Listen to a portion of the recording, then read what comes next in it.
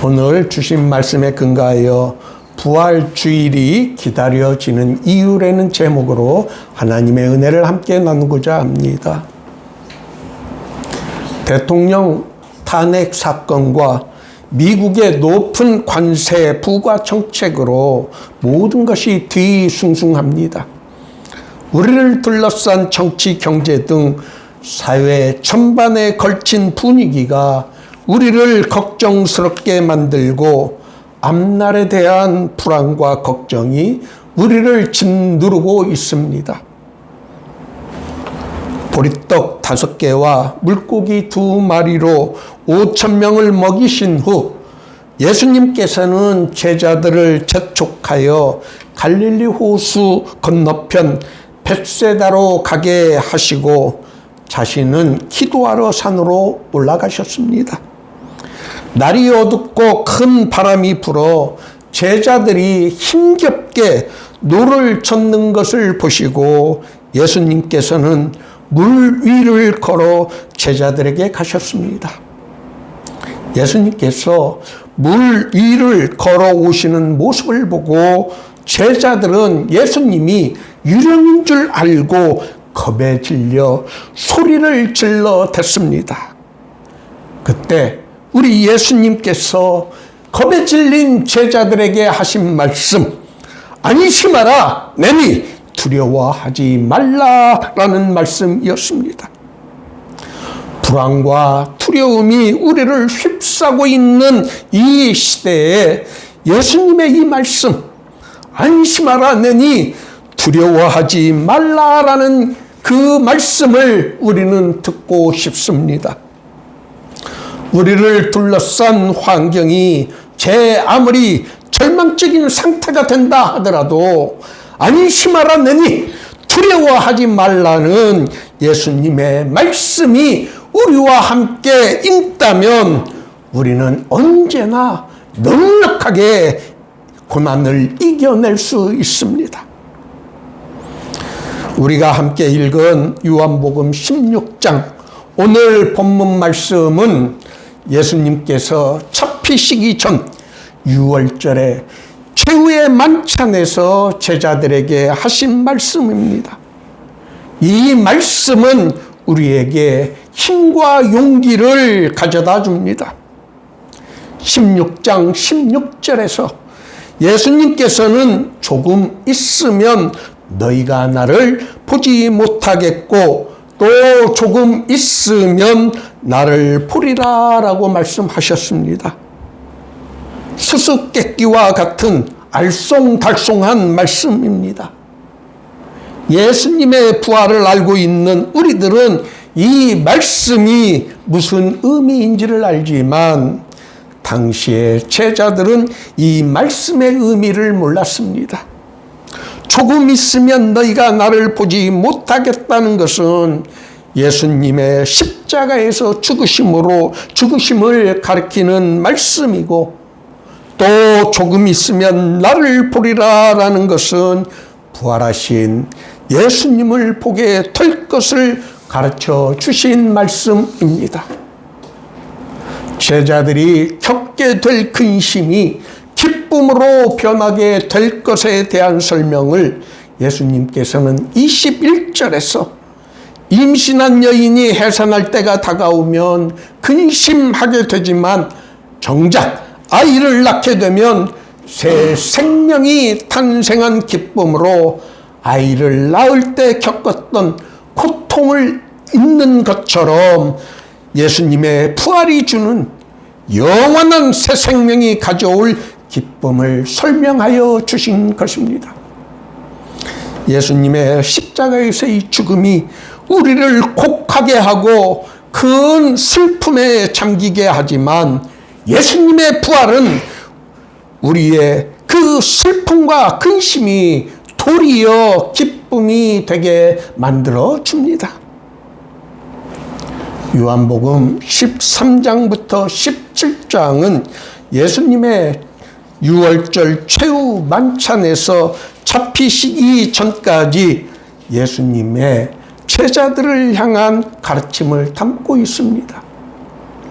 이 5개의 장에서 관통되는 주제를 찾으라면 기쁨입니다.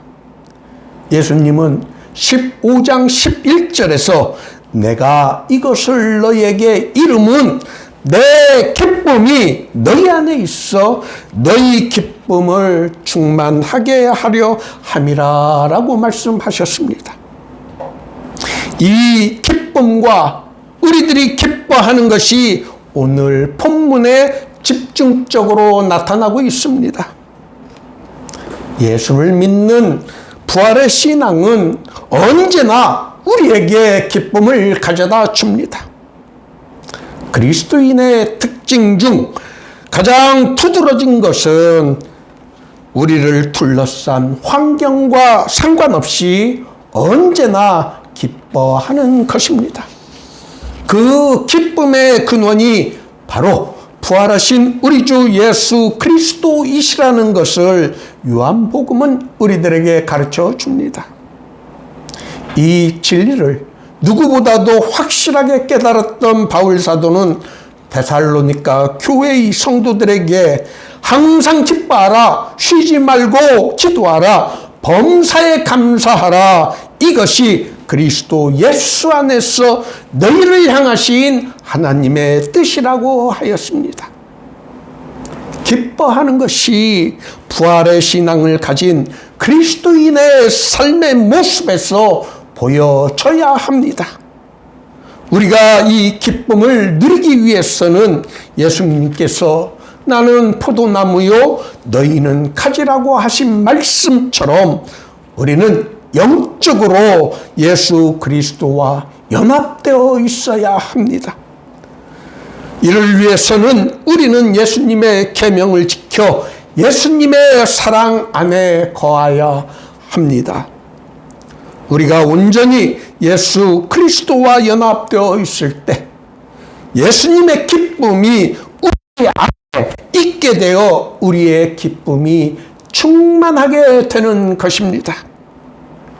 예수님께서는 자신의 부활이 가져다 줄 비교할 수 없는 기쁨에 대하여 지금은 너희가 근심하나 내가 다시 너희를 보리니 너희 마음이 기쁠 것이요 너희 기쁨을 빼앗아갈 자가 없을 것이라고 말씀하여 주셨습니다. 예수를 믿고 그를 따르는 사람들이 예수님의 부활로 인하여 얻게 될 혜택에 대하여 그날에는 너희가 아무것도 내게 묻지 아니하리라. 내가 진실로 진실로 너희에게 이루노니 너희가 무엇이든지 아버지께 구하는 것을 내 이름으로 주실 것이라고 약속하여 주셨습니다. 예수님께서는 제자들에게 구하라. 그리하면 받으리니 너희 기쁨이 충만하게 될 것이라고 말씀하여 주셨습니다. 예수를 믿는 우리에게는 세상 사람들이 가지지 못한 기쁨과 희망이 있는 이유는 우리가 다른 사람들보다 돈이 많아서가 아닙니다. 우리가 다른 사람들보다 더 건강하기 때문도 아닙니다. 우리가 다른 사람들보다 더 잘났기 때문도 아닙니다. 우리가 다른 사람들보다 사회적 지위가 높아서도 아닙니다. 다만 그것은 우리에게 부활의 소망과 믿음이 우리에게 있기 때문입니다. 인생에서의 성패는 그 사람이 가지고 있는 능력이나 사회적 신분으로 결정되는 것 같지만 그리스도인의 신앙의 눈으로 볼 때 인생에서의 성패는 그 사람이 참된 부활의 신앙을 가지고 있느냐 없느냐에 달려 있는 것입니다.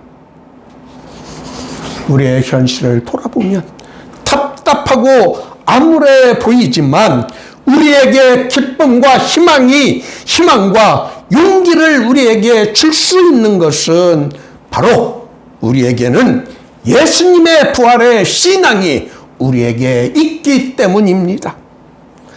부활의 신앙은 우리가 처한 상황과는 관계없이 우리에게 언제나 희망과 용기 그리고 도전 정신을 가져다 줍니다. 우리가 그 어느 때보다 부활주일이 기다려지는 이유는 우리에게 답답함과 애곡과 슬픔이 있기 때문입니다. 근심과 슬픔이 도리어 우리의 기쁨으로 변하게 되는 결정적인 사건이 바로 예수님의 부활 사건이었습니다. 여러분, 이것을 꼭 기억하시고, 비록 우리를 둘러싼 환경이 참으로 우리를 답답하게 만들고 지치게 만들지만, 오늘 모두의 교회 예배에 참석하신 여러분 모두가 부활의 신앙으로 용기를 잃지 않고 이 기쁨을, 예수 그리스도께서 주시는 기쁨을 만끽하실 수 있기를 예수님의 이름으로 축원합니다.